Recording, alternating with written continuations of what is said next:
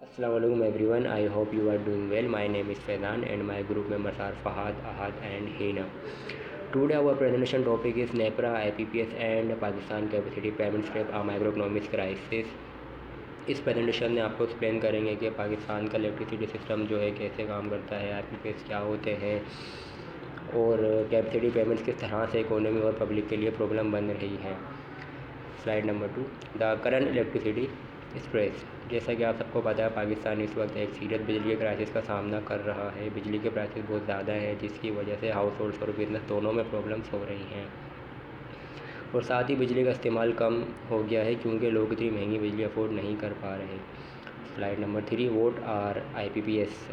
IPPS का मतलब होता है इंडिपेंडेंट पावर प्रोड्यूसर्स। ये प्राइवेट कंपनीज होती हैं जो बिजली प्रोड्यूस करती हैं और गवर्नमेंट को लॉन्ग टर्म कॉन्ट्रैक्ट्स के थ्रू सेल करती हैं। इनको नेपरा रेगुलेट करता है, जो टैरिफ सेट करता है, और जो बिजली ये प्रोड्यूस करती हैं वो CPPA-G परचेज़ करता है और फिर नेशनल ग्रिड में सप्लाई होती है।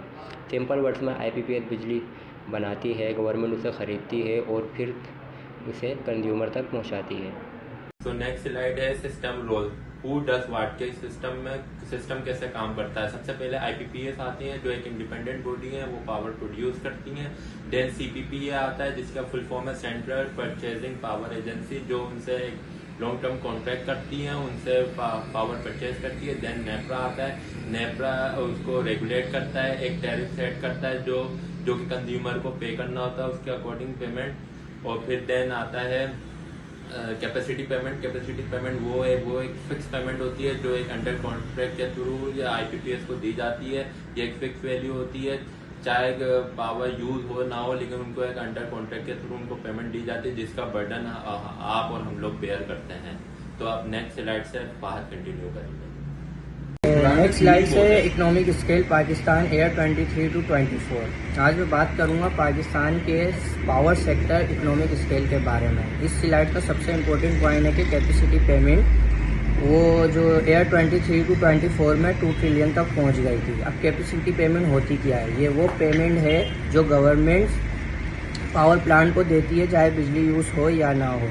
इसके इम्पेक्ट क्या होते हैं? ये पब्लिक फाइनेंस पर बहुत ज़्यादा बर्डन क्रिएट करते हैं और इलेक्ट्रिसिटी टैरिफ भी इंक्रीज होते हैं। इस स्लाइड्स के 3 मेन पॉइंट हैं।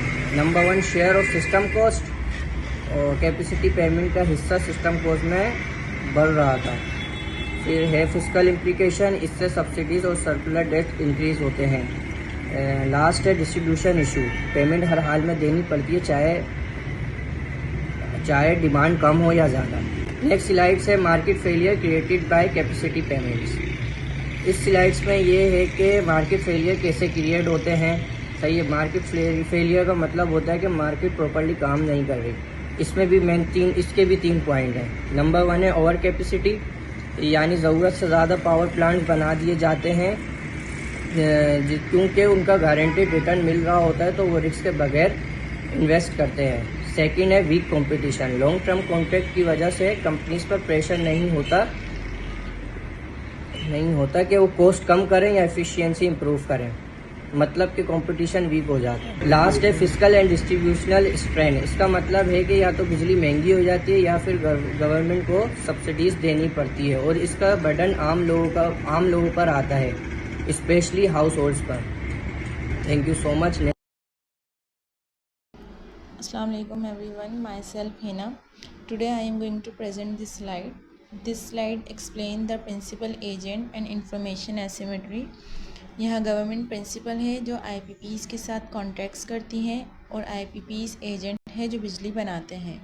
प्रॉब्लम तब स्टार्ट होती है जब IPPs के पास ज़्यादा टेक्निकल और कॉस्ट इन्फॉर्मेशन होती है और गवर्नमेंट के पास कम। इसे इंफॉर्मेशन एसिमेट्री कहते हैं, इसलिए गवर्नमेंट उनको प्रॉपर मॉनिटर नहीं कर पाती। रिज़ल्ट ये होता है IPPs को गारंटीड और हाई प्रॉफिट मिलता है, जिसे एक्सेस रेंट कहते हैं। Next slide, case study Hubco. This slide shows example of Hubco which is major IPP in Pakistan. इसमें दिखाया गया है कि IPPs को मार्केट से ज़्यादा रिटर्न मिल रहे हैं। हबको को 15 to 20% रिटर्न मिलता है, जबकि मार्केट में सिर्फ 8 to 10% होता है। इसका मतलब आईपीपी एक्स्ट्रा प्रॉफिट कमा रहे हैं, जो सिस्टम की इनएफिशिएंसी को शो करते हैं।